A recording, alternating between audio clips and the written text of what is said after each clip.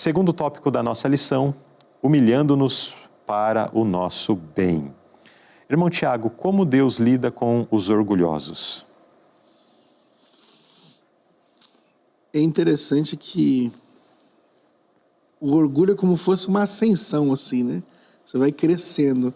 E aqui o texto de Amós fala que ainda que você suba, né? Subirem ao céu, dali o farei descer. Então o que acontece é que Deus vai quebrando o orgulhoso, né? E a nota traz um outro detalhe também. Diz que a exaltação própria é uma prática perigosa. Ela contamina tudo que toca. É filha do orgulho e atua de forma tão sutil que, caso você subestime, tomará posse dos seus pensamentos e controlará as suas ações. Então é muito complicada essa questão do orgulho, né? Ela atrapalha, ela impede você de fazer muitas coisas. Um exemplo que eu gosto muito de usar referente a essa questão do orgulho, quando Lúcifer estava no céu e houve uma reunião onde Cristo apresentou provas de que ele estava errado. Uhum.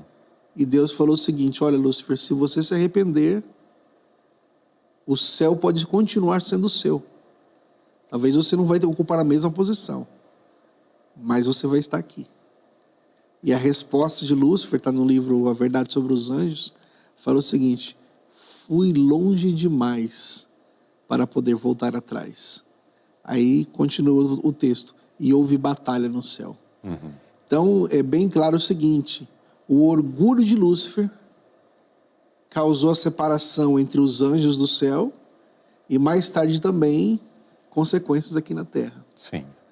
Então, realmente, o orgulho, ele separa famílias, separa amigos e nos separa de Deus. Então, realmente, quando o texto fala aqui que ele é uma prática perigosa, é uma realidade. Uhum. E quando nosso tema de hoje é arrependimento. Arrependimento e orgulho são distintos. Não tem como você ter um e ter o outro.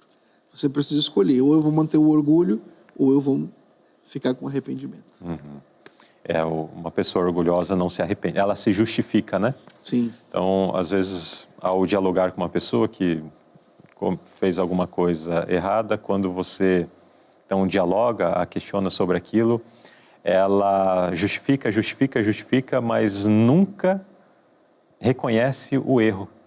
Nunca chega ao ponto de falar: reconheço que cometi um erro, peço perdão por isso e está resolvido. Mas não, a pessoa se firma naquilo. Não, mas eu fiz isso porque aquilo. Mas isso aconteceu e tal.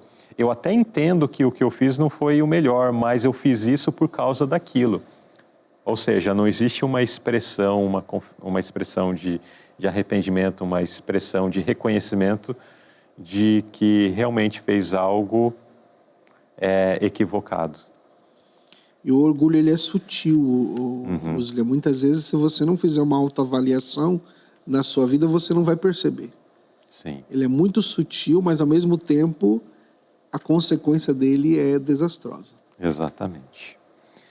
Antes de nós passarmos à próxima pergunta, quero apenas falar sobre Obadias. Ele aparece aqui, são os únicos textos, pelo menos dentro da linha, ao considerar os livros dos profetas menores. Nós saímos de Amós, agora chegamos a Obadias e já vamos seguir para Jonas na sequência.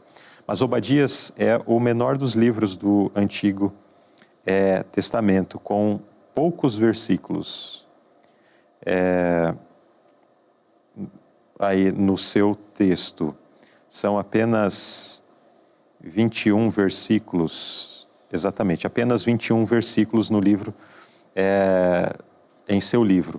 E o profeta Obadias, a inspiração, os estudiosos, eles colocam Obadias provavelmente em 2 períodos. Eles não conseguem ter segurança porque o livro não traz muitas informações assim.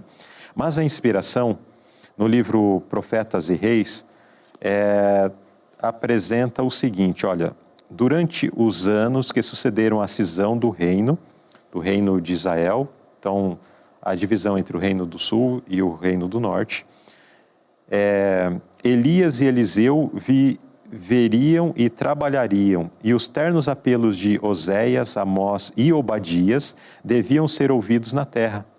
Jamais deveria o reino de Israel ser deixado sem nobres testemunhas do suficiente poder de Deus para salvar do pecado. Então esse texto ele coloca Obadias no reino do norte, anunciando a sua mensagem naquele período em que o reino do norte ainda existia. Portanto, antes dos anos, nos séculos VIII ou IX antes de Cristo. Outros estudiosos colocam Obadias um pouco mais à frente, já no período do Reino do Sul. Mas, segundo a inspiração, ele estava exercendo seu ministério ali no Reino do Norte. E um outro aspecto, a mensagem de Obadias, ela anuncia a destruição de Edom, descendentes de Esaú, inimigos do povo de Deus. E dessa forma apresenta que o juízo de Deus, ele não se apresenta apenas ao povo de Deus quando o povo de Deus fazia coisas ruins, mas é extensivo a todas as nações.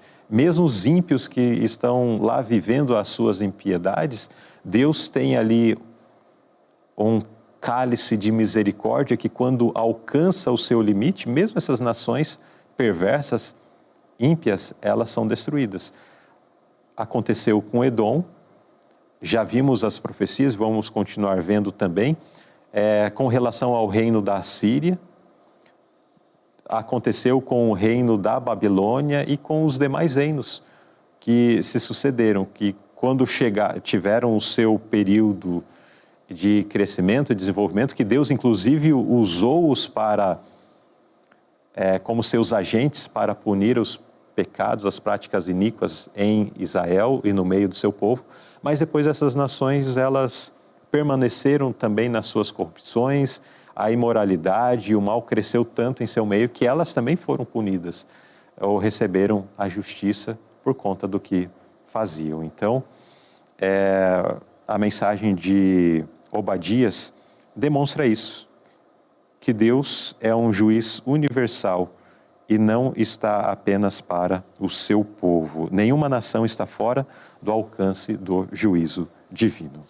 Agora vamos falar sobre um outro profeta, que é o profeta Jonas. O profeta Jonas, antes de introduzirmos a história, vamos só contextualizar o período dele aqui também. Jonas, ele viveu, o seu ministério aconteceu durante o período do reinado de Jeroboão II, por volta dos anos 793 a 753 a.C. Então o reino de Israel ainda existia, vivia certa prosperidade. Nínive, a capital dos assírios, a nação que depois, algumas décadas depois, viria e seria o agente divino para a destruição e para a punição do povo de Israel.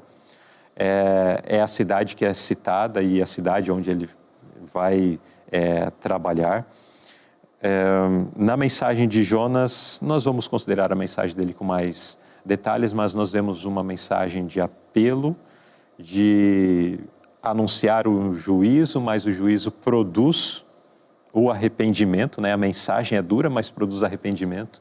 E Deus, então, ele se aparta, pelo menos naquele momento, de destruir a cidade de Nínive, que vem a acontecer cerca de 150 anos, mais ou menos, né? Depois que Jonas pregou naquela cidade. Não temos exatamente a data de quando ele pregou lá, mas mais ou menos um século e meio depois, a cidade de Nínive finalmente chega no limite onde Deus agora permite que ela seja destruída. Mas naquele momento onde Deus já estava para destruir em pouco mais de um mês depois, né? Em 40 dias a cidade seria destruída, mas pela conversão, pelo arrependimento, Deus retira essa sentença de destruição e ela vai acontecer ainda mais de um século depois. Muito bem, vamos então considerar, dadas essas explicações iniciais, vamos considerar os registros. Que tipo de cidade era Nínive? E o que o profeta Jonas fez quando Deus o enviou para pregar ali? Interessante, então, Luzilei, entender o contexto histórico disso aqui. Você trouxe alguns detalhes, eu amo história, né? Sim. E aí já fico vibrando nessa parte, mas vou tentar Mas tem mais coisas que eu não citei aqui, com certeza você vai mencionar. A cidade de Nínive era uma cidade dos assírios e era uma cidade que estava em ascensão. Esse era o período do crescimento, né? Do estabelecimento do reino como uma grande potência mundial. Você vai ver depois ela sendo uma potência mundial. Claro que historicamente é pouco falado dos assírios. Sim. Diferente dos romanos, dos gregos, dos persas, mas os assírios tiveram a sua importância dentro do contexto histórico também. E você vai notar mais tarde que os babilônicos é quem vão subjugar os assírios juntamente com uma coalizão com outros reinos, né? E quando isso acontece, aí Babilônia toma o seu lugar na história, né? Na história como uma grande potência, Sim. né? Então vamos imaginar o seguinte, no contexto de agricultura, os assírios, eles foram muito importantes. Eles tiveram detalhes significativos. Desenvolveram, né? A roda. Quem que inventou a roda? Os assírios. Então eles eram um povo como? Orgulhoso. Por quê? Porque eles tinham um certo conhecimento da escrita e também de crescimento maior do que outros povos. Isso fazia com que eles se sentissem, nós somos se o tal. envaideciam por isso. Né? Exato. Então, assim, entendendo esse contexto, a Síria estava em crescimento. Se você vê na Bíblia, depois quando Israel se divide, os assírios nas 10 tribos, eles subjugam mais forte. Mas aqui eles já não eram tão amigos do povo de Israel. Então existia já uma certa rivalidade entre Israel e os assírios. Isso aqui é um detalhe interessante. Sim. Aí a pergunta que foi feita foi o seguinte, o que o profeta Jonas fez quando Deus enviou ele? Ele não quis ir. Por quê? Por que eu vou pregar para os inimigos do meu povo? Exato. Na visão do profeta é o seguinte, eles é uma potência em crescimento, é uma potência que pode vir a ser um problema para Israel. Na verdade já era, né? Se Deus mata esse povo... Estamos livres deles. Exato, então não é vantagem para mim ir lá pregar. Então, e ele tinha um certo, vamos dizer assim, um ressentimento pessoal contra esse povo. E ele não aceitou jamais ir pregar. Eu não sei, Luzilei, se já aconteceu com você, mas comigo já aconteceu. E quando eu estava estudando esse tópico aqui da lição, eu lembrei. Nós somos missionários. E uma vez eu tive que visitar uma pessoa que eu tinha ressentimento no meu coração contra essa pessoa. E ela estava no hospital e eu precisava visitar ela. Não só visitar, mas depois fazer o que por ela quando você faz uma visita dessa? Orar por ela. Orar pela cura dela. Pelo bem dela. E foi uma experiência difícil. A princípio, quando eu recebi, a pessoa está no hospital, eu falei, eu preciso ir lá visitar ela. Mas no meu coração, qual que era a vontade? Eu não vou. Mas eu tive que trabalhar e vencer o meu orgulho para poder ir. E foi bom. Eu fui lá, conversei, a pessoa ficou surpresa por eu estar ali. E eu orei para que Deus abençoasse ela. Ela foi abençoada, mas eu também fui. E é uma realidade difícil, não é uma realidade fácil. E eu creio que Jonas aqui agora, ele vai estar diante de uma grande dificuldade. Obedecer à vontade de Deus, que é ir até Nínive e tentar pregar e salvar aquela cidade, ou deixar que os ressentimentos pessoais dele sejam mais fortes. Então nós vamos ver isso aí no decorrer. Eu não vou acrescentar muito, né? Mas é interessante isso aí. Um outro detalhe que eu quero colocar aqui é o seguinte. O segundo parágrafo da nota falou o seguinte: se Jonas tivesse obedecido sem questionar, ele teria evitado experiências amargas e teria recebido grandes bênçãos.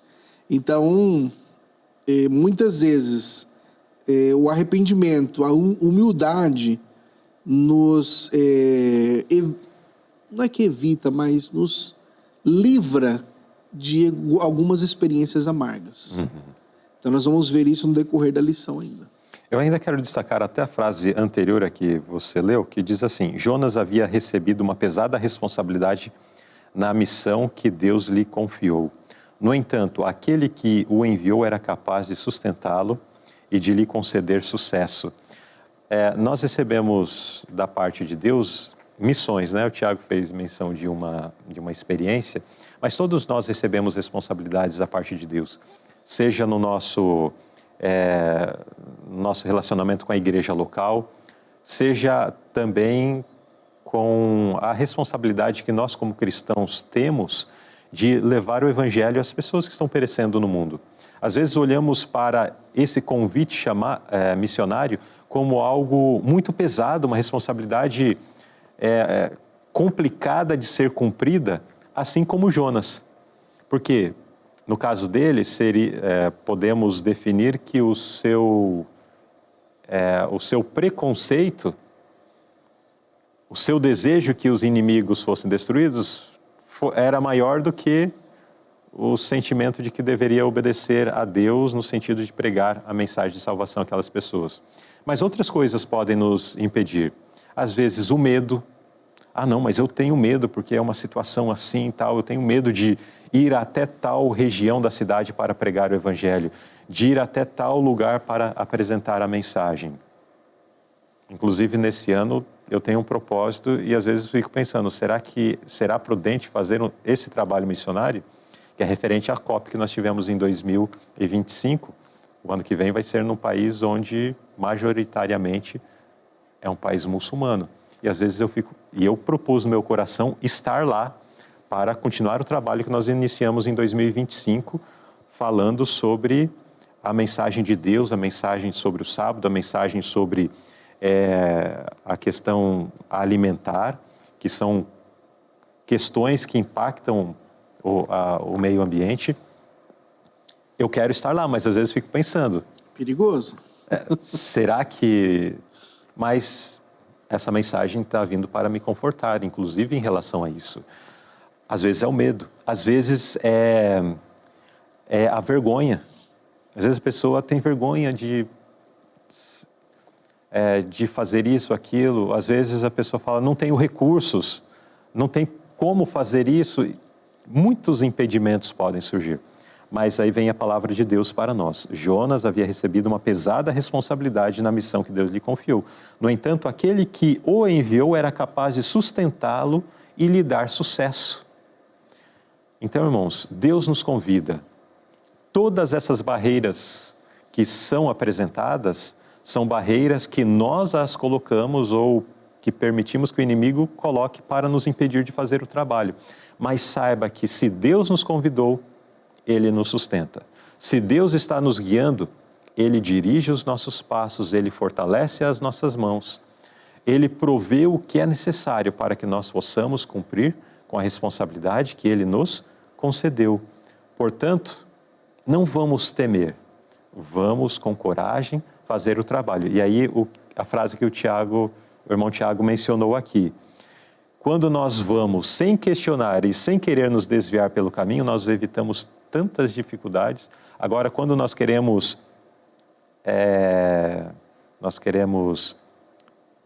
redefinir ou realinhar ou criar as nossas próprias soluções ou nos desviar da vontade de Deus, nós nos envolvemos em muitas enrascadas e nos envolvemos em problemas. Como aconteceu, vamos ver na história de Jonas. Isso.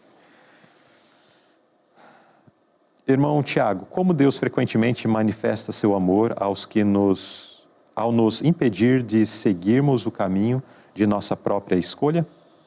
De que forma Deus manifesta o seu amor? E vamos ver que foi uma manifestação do amor de Deus em tudo o que veio acontecer aqui na história de Jonas. Então vamos relembrar o ponto aqui, né? Então Deus dá ordem para Jonas o seguinte, olha, vá para Nínive e avisa o pessoal lá, 40 dias.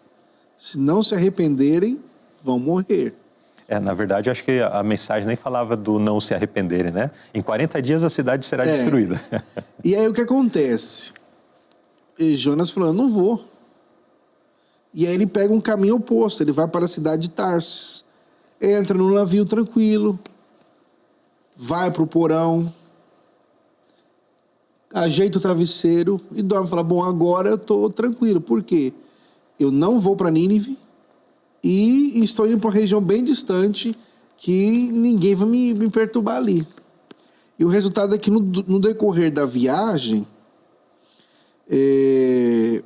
Deus manda um forte vento, uma tempestade, e os marinheiros ficam com medo e têm a certeza que eles vão morrer ali.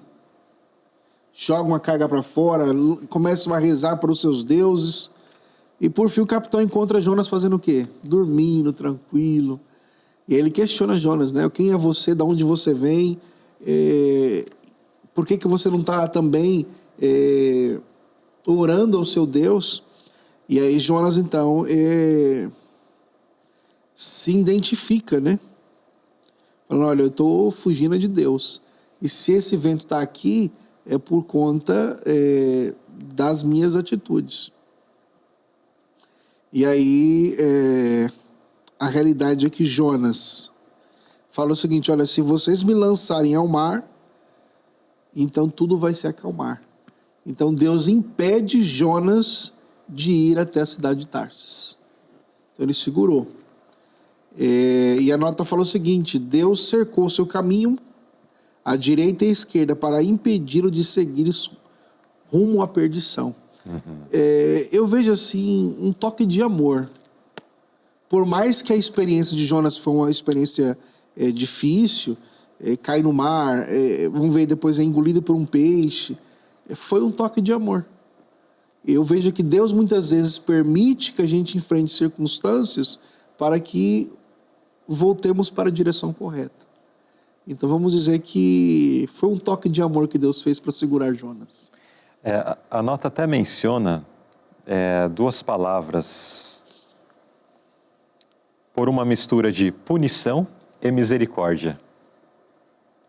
Ele o conduziu ao arrependimento. Então aquela ação foi dura. Imagine, ser lançado...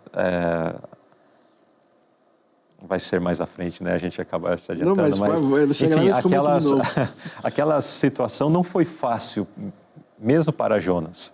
Foi difícil, estando no mar, o navio quase indo a pique, quase naufragando, e de repente também ser lançado ao mar. O que ele pensou ao dizer, me lancem ao mar? Pronto, acabou, já foi. Acabou a minha vida, pereci, morri e tudo mais. Imagine o desespero. Essa não é uma decisão fácil que ninguém faz, né? No entanto, naquele medo, naquela situação bastante caótica, Deus revela também a sua misericórdia. Deus revela o seu amor. Irmãos, às vezes nós passamos por momentos de provas e por tribulações. Passamos por dificuldades e em muitas dessas ocasiões somos tentados a olhar para Deus e dizer, onde o Senhor está? Por que o Senhor não me livra disso? Por que eu estou passando por isso? Muitas dessas situações, ou muitas situações destas, são situações nas quais nós nos envolvemos por escolha própria. E Deus permite que venham as provas, venham as dificuldades decorrentes disso, para nos ajudar a compreender que aquilo é errado. Porque, de outra forma, se nós nos envolvemos com coisas ruins e continuamos tudo bem, o que vai ficar registrado no nosso coração? Eu posso continuar no pecado, eu posso continuar no erro, posso seguir o meu próprio caminho, que está tudo bem. E aí nós nos firmamos no erro. Mas quando Deus permite que nos sobrevenham provas, nos sobrevenham dificuldades, nos sobrevenham aflições, aí vem aquele despertar. preciso sair dessa vida, preciso